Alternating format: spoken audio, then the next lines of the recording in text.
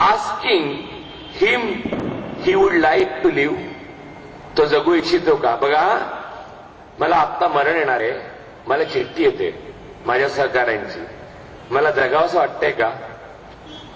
This letter was in reply to that slip by Bhagat Singh on March 22nd, म्हणजे काल 1931. हे नीट आहे का? पुन्हा पुन्हा आहे का? मनाशी गोळवा. तुम्हाला पाहिजे तर मी मराठीत पण शोधून ठेवलंय, मराठीत पण वाचून दाखवू शकतो, मला तसा काही प्रॉब्लेम नाही मराठीचा, मला मराठी येतं. मारणार नसाल तर इंग्रजीत वाचणं जास्त चांगलं, परंतु मराठीत वाचतो, कारण तुम्ही सगळ्यांनी आग्रह केला. पण ते भाषांतर इतकं चांगलं झालेलं नाही, ते मी करायला पाहिजे होतं असं मला वाटलं. पण एनिवे ठीक आहे. बलिदानापूर्वी सहकारांना लिहिलेलं शेवटचं पत्र 22 मार्च 1931 रात्री लिहिलेलं पत्र आहे. मित्रांनो, तिथे कॉम्रेड्स असं इंग्रजीत आहे आणि उर्दूत पण कॉम्रेड्स असं त्यांनी लिहिलंय. जगण्याची इच्छा माझ्यामध्येही असणं स्वाभाविक आहे, मी ती लपवू इच्छित नाही.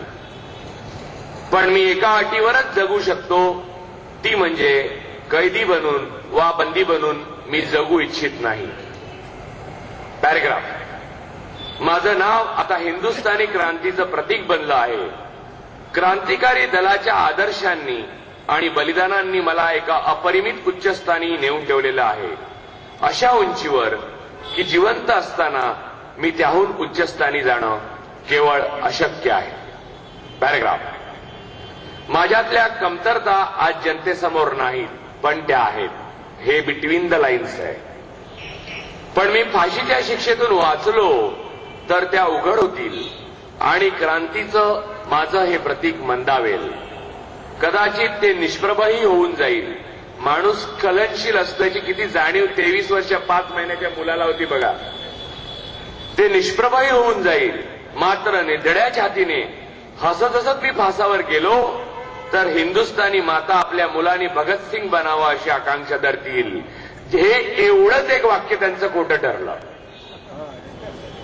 आणि देशाच्या आपली मुलं शरद पवार व्हावीत, बाळासाहेब ठाकरे व्हावीत, उद्धव ठाकरे व्हावीत किंवा राज ठाकरे व्हावीत असं वाटलं, पण भगतसिंग व्हावीत असलं मातांना वाटलं नाही. हे भारताचं आणि महाराष्ट्राचं दुर्दैव.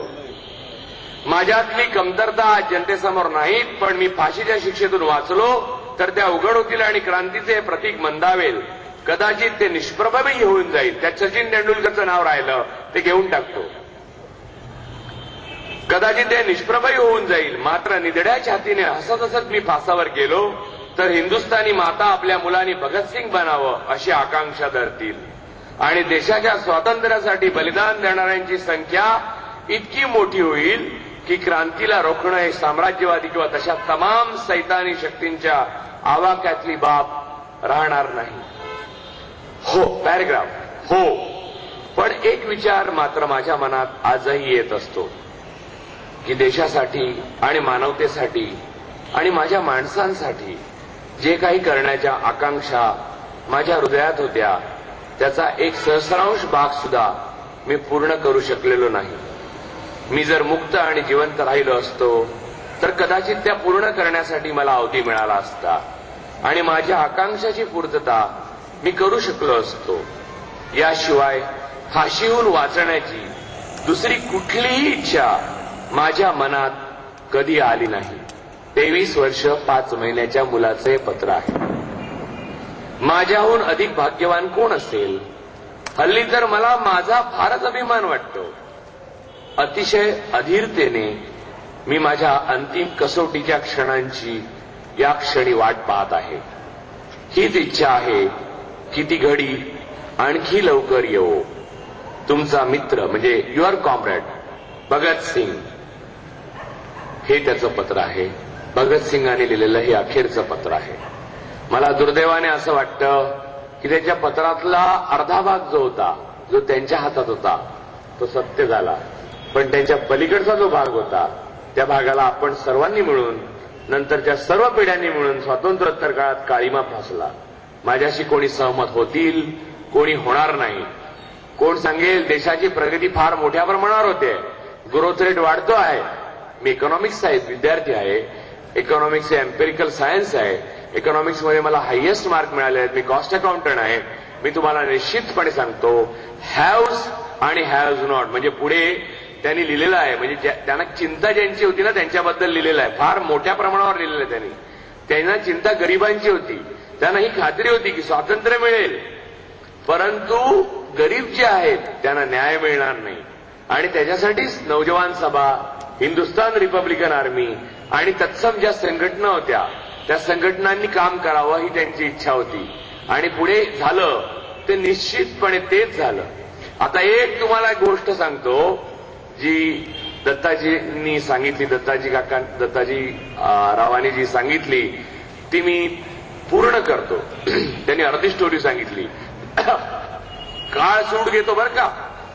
आयर्विन कराराच्या वेळेला गांधीजींनी वाचवावं भगतसिंगला अशी दत्ताजींसारख्या तरुणांची, असंख्य तरुणांची त्याच्यातली इच्छा होती की गांधीजींनी सांगावं की भगतसिंग, राजगुरू, सुखदेव, दुर्गाबाबी या सगळेजण जे आहेत ते भारतीय स्वातंत्र्याचे प्रतीक आहेत आणि त्यांना जर तुम्ही मारलत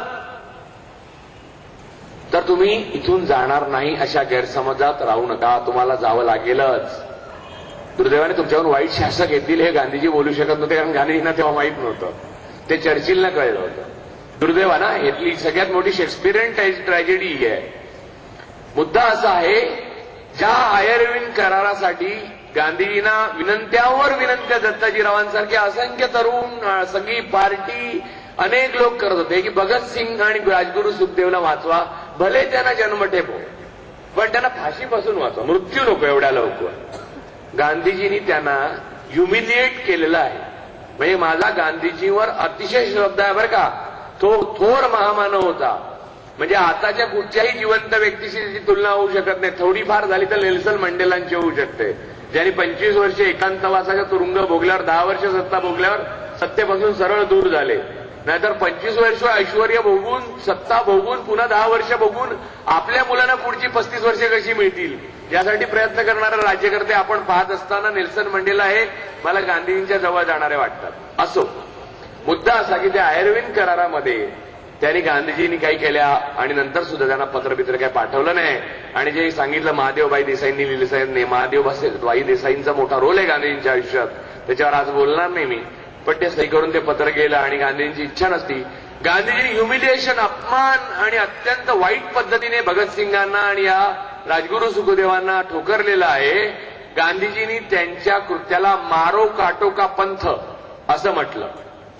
मारो काटो का पंथ मला वाईट वाटतं, म्हणजे अतिशय वाईट वाटतं. इथे भगतसिंगांनी लिहून ठेवलेलं आहे की आपल्या तरुण मित्रांसाठी त्यांनी असं लिहून ठेवलेलं आहे की जीवन कोणाला नको असतं. मी आता सगळं वाचू दाखवत नाही, पण मी तुम्हाला सांगतो, जीवन कोणाला नको असतं.